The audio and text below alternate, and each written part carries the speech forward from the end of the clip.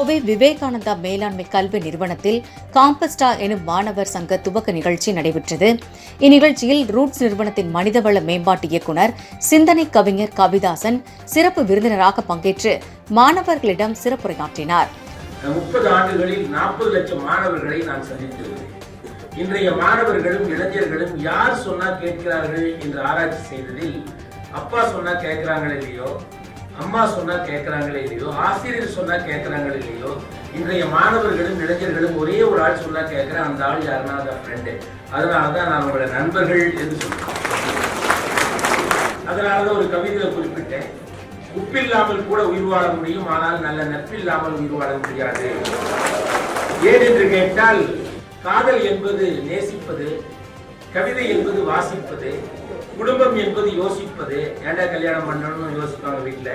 ஆனால் நட்பு மட்டுமே சுவாசிப்பது. நல்ல நட்பு என்ன சார்? கண்ணீரை துடைப்பவன் அல்ல நல்ல நண்பன், கண்ணீரை வராமல் தடுப்பவன் தான் நல்ல நண்பன். ஏன் என்று கேட்டால், நட்பு என்பது நடிப்பல்ல, அது இதய துடிப்பு.